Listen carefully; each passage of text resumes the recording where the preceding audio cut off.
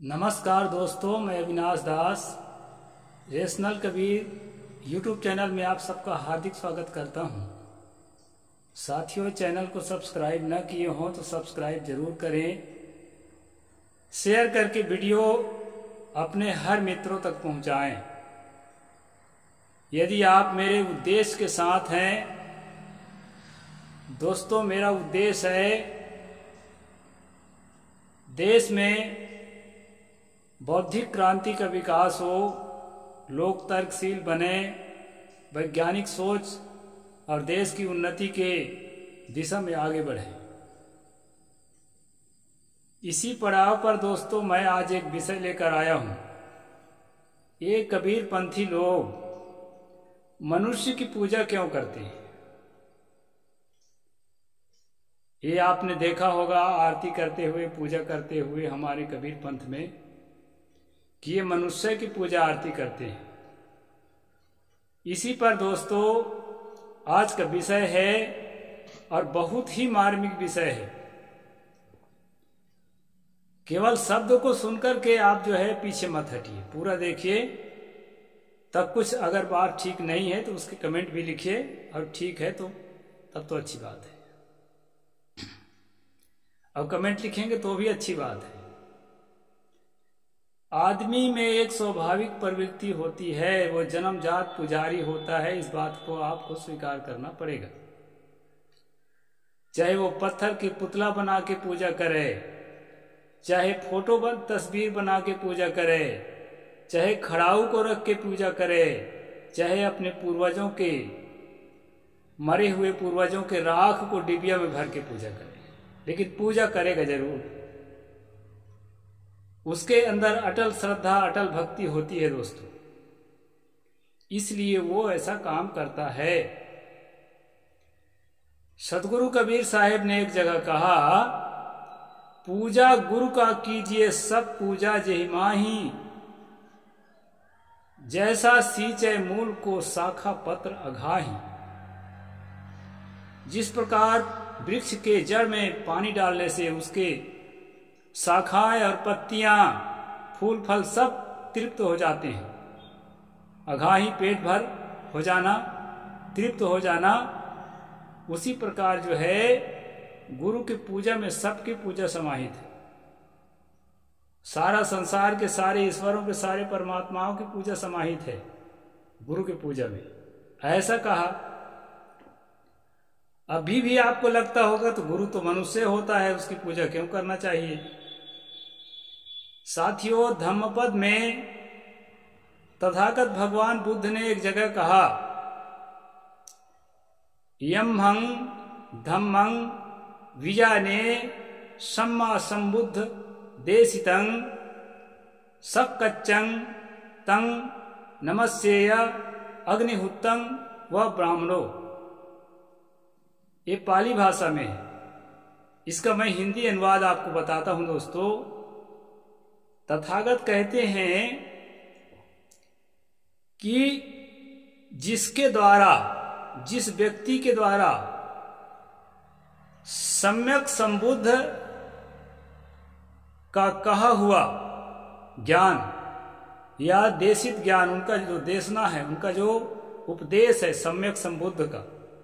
और सम्यक संबुद्ध का क्या मतलब होता है दोस्तों? सम्यक संबुद्ध का मतलब होता है जो अच्छी तरह से जागा हुआ, पूर्ण जागृत, जो अपनी तृष्णा को अच्छी तरह से काट चुका हो, परम शांति की अवस्था को, निर्वाण की अवस्था को अभी जीते जी वो अनुभव करता हो, और परम सुख में वो उसका जीवन गुजरता हो। भीतर से कोई क्लेश नहीं।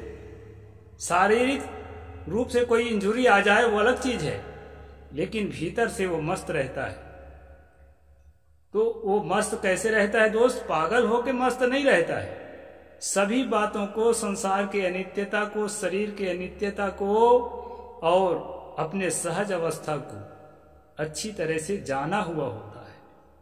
उसी को सम्यक संबुद्ध कहते हैं दोस्तों। तथागत गौतम बुद्ध माना जाता है कि 28वां, अभी तक के जो ज्ञात हैं उनमें से 28वां नंबर के सम्यक संबुद्ध रहे। तो सम्यक संबुद्ध द्वारा जिस ज्ञान को समझा गया, उस ज्ञान को हम जिस व्यक्ति के द्वारा समझते हैं, सम्यक संबुद्ध के ज्ञान को हम जिस व्यक्ति के द्वारा समझते हैं, यम ही धम्मं बीजाने, यही अर्थ है सम्मा संबुद्ध देशितम्। सक्कच्चं तन नमस्ये, सत्कार पूर्वक सेवा पूर्वक उसको नमस्कार करो। अग्निहुत्तं व ब्राह्मणो, यहां ब्राह्मणो शब्द आया है। पुराने एडिशन में हो सकता है वमन या वामन शब्द रहा होगा, लेकिन नए एडिशन में दोस्तों ब्राह्मण शब्द ही रहता है।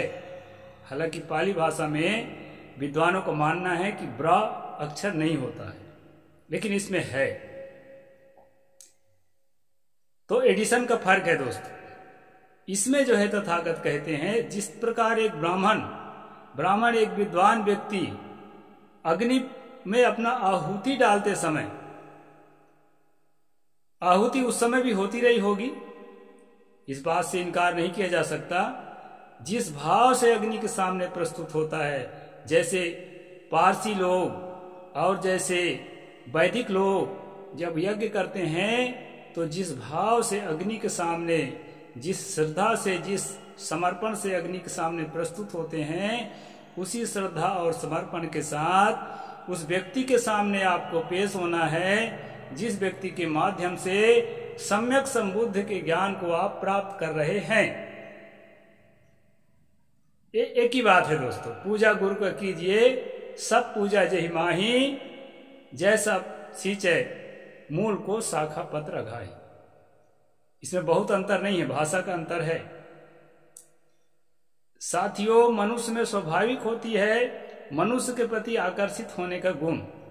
अभी आप कुंभ के मेले में देख रहे हैं, मोनालिसा नाम की एक आदिवासी लड़की, बंजारा लड़की, जो माला बेच रही है, और उसके बड़ी बड़ी सुंदर सुंदर आंखों को देख करके बहुत लोग अट्रैक्ट हो रहे हैं। उसके जैसे गए तो हैं भगवान दर्शन करने के लिए, लेकिन मेला के अधिकतम लोग उसी के दर्शन के लिए तरस रहे हैं, वो माला बेचने वाली की। और एक हर्षर इछारिया के दर्शन के लिए तरस रहे थे, तो वो उसको तो भगा दिया गया बड़े बड़े बाबाओं द्वारा, ताकि उनके बाबाओं का बिजनेस जो है एक महिला के सम्मान में फीका न पड़ जाए। और अपने धंधा की सुरक्षा के लिए जो दिन रात सुरक्षा में लगे हैं आचार्य प्रशांत, वैदिक धर्म, हिंदू धर्म को सुरक्षित रखना चाहते हैं, उनके किताबों को जला दिया दोस्तों, और बहुत सारे आग लगा दिया, उनके शिष्यों की पिटाई भी कर दी। अब वो तो कोई मुसलमान नहीं थे, कोई ईसाई नहीं थे, हिंदू ही थे।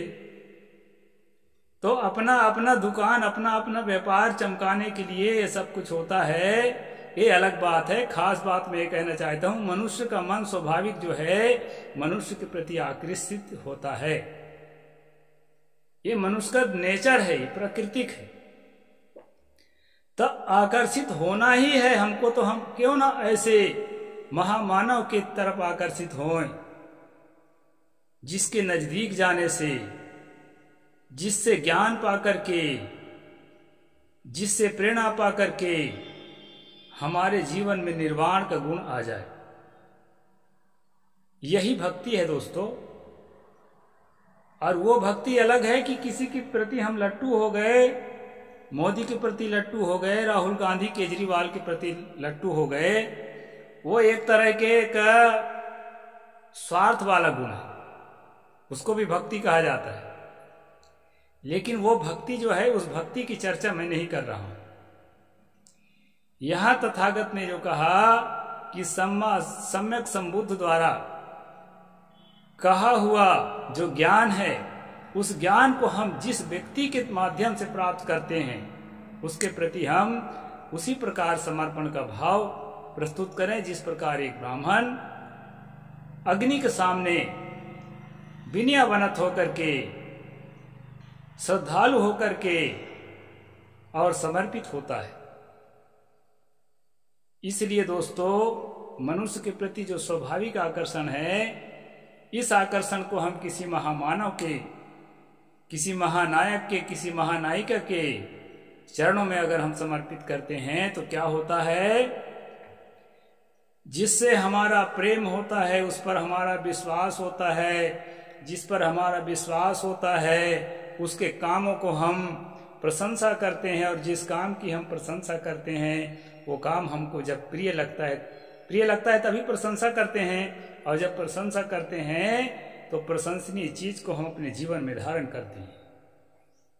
इसलिए साथियों, हमें इतना गहरा प्रेम और उसकी पूजा आरती करने की जरूरत होती है। और इस कारण से कबीर पंथ में मनुष्य की पूजा होती है।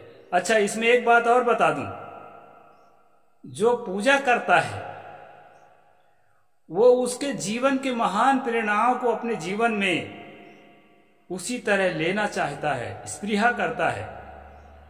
इसको स्पृहा करना बोलते हैं। मतलब जैसा उनके जीवन में वो सद्गुण है, वो सदाचार है, वो सद्भावना है, उस सद्गुण को, उस सद्भावना को, उस सदाचार को जस का तस, सेम टू सेम मैं अपने जीवन में जीऊं, ऐसा वह प्रयासरत हो जाता है। और जिसके लिए व्यक्ति प्रयासरत हो जाता है, प्राणपण से उस चीज को प्राप्त कर लेता है, वह अपने जीवन को भी वैसा ही बना लेता है। यह है दोस्तों भक्ति और पूजा आरती का परिणाम।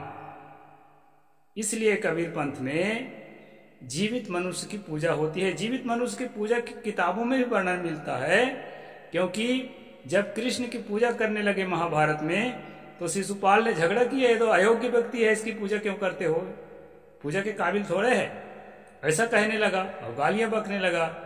और आखिर कृष्ण ने उसकी जो है हत्या कर दी। ऐसी कहानी है। तो जीवित की पूजा करने का जो प्रावधान है रामायण में, महाभारत में या पुरानी किताबों में, सभी पंथों में आपको मिलेंगे। और निर्जीव का पूजा इसलिए अवॉइड किया गया है कबीर पंथ में कि दोस्तों, निर्जीव की पूजा हम तो कर सकते हैं, लेकिन जितना ज्ञान, जितनी समझ हमारे अंदर है वह उतना ही सीमित रहेगा, क्योंकि हम उससे कुछ ग्रहण नहीं कर सकते। खड़ाऊ से हम कुछ पूछ नहीं सकते, कुछ जान नहीं सकते, कुछ आचरण का प्रेरणा नहीं ले सकते। मूर्ति से, फोटो तस्वीर से कुछ सीख समझ नहीं सकते, उसके आचरण से कुछ प्रेरणा नहीं ले सकते हैं। हम अपनी कल्पना से प्रेरणा लेंगे, उससे भी हमको महसूस होता है कि हमें कुछ मिल रहा है, लेकिन वो हमारी कल्पना से, हमारी सोच से हम इमेजिंग करते हैं।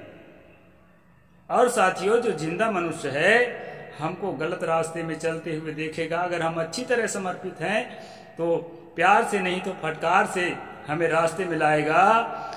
सोई हित बंधु मोहि भावै, जात कुमारग मार्ग लावे, सतगुरु ने कहा।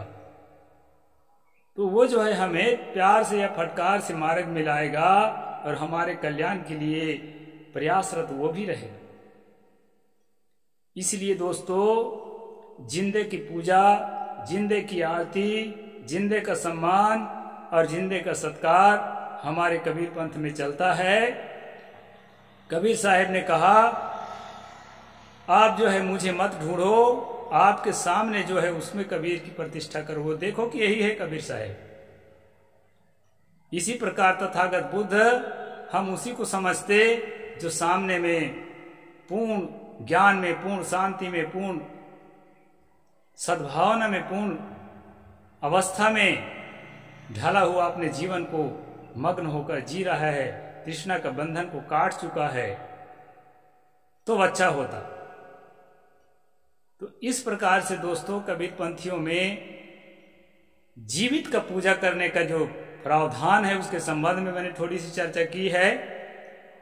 और चर्चा विस्तार से बहुत कुछ किया जा सकता है।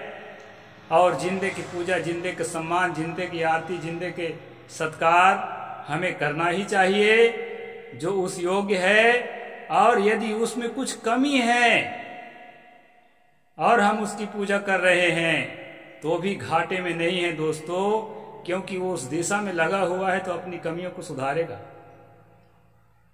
सिंहावलोकन करेगा, अपनी ओर देखेगा कि लोग मेरी पूजा कर रहे हैं, मैं इस काबिल हूं कि नहीं, कुछ कमी तो नहीं रह गई है। तो इसमें दोनों की भलाई है, पूज्य की भी और पुजारी की भी। इसलिए दोस्तों पूर्ण अवस्था में पहुंचा हुआ जो साधक है, जो बुद्धमय हो गया है, जो कबीरमय हो गया है, वो अगर हमें नहीं मिलता तो क्या हम अपने श्रद्धा समर्पण को अपने अंदर तक सीमित रखेंगे? नहीं, ऐसा नहीं है। वो सभी हमारे लिए पूज्य हैं जो उस समय सबसे इस तरह के आचरण में आगे, हमसे आगे। इसलिए अपने से श्रेष्ठ और वरिष्ठ संतों की हम पूजा करते हैं, अपने गुरु जी की ही पूजा करेंगे, ऐसा हठ कबीर पंथ में नहीं है। अपने गुरु का स्वरूप ही सामने वाले संत को देखा जाता है और अपने गुरु को और संत को कबीर साहिब का स्वरूप देखा जाता है, और जो है हम इस भाव से उस जिंदे कबीर की पूजा करते हैं। तो ये पूजा जो है दोस्तों किसी भी प्रकार अंधविश्वास नहीं है, ज्ञान के लिए, प्रेरणा के लिए, एक काबिल व्यक्ति का सम्मान करना, यही कबीर पंथ की पूजा है। फूल आरती चढ़ाना, माला चढ़ाना, आरती उतारना और जो द्रव्य चढ़ाना जो भी अपने पास है, वो सारी चीज आखिर हमारे ही है। चढ़ा भी देते हैं तो भी हमारे लिए ही तो उपयोग होता है। कितना खा लेगा, 2 ही रोटी तो खाएगा।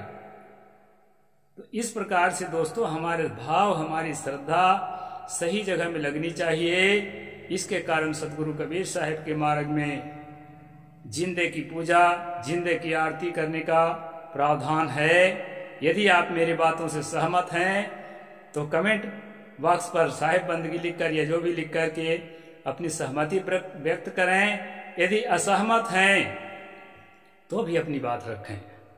आपको पूरी तरह से आज़ादी है कि आप अपनी बात रखें, और मेरे विचार में आएगा तो स्वीकार करूंगा या नहीं करूंगा, लेकिन अपनी बात जरूर रखें दोस्तों। और वीडियो को सभी लोगों तक पहुंचाएं। साहिब बंदगी, जय जोहार, जय भीम, नमो बुद्धाय, जय भारत।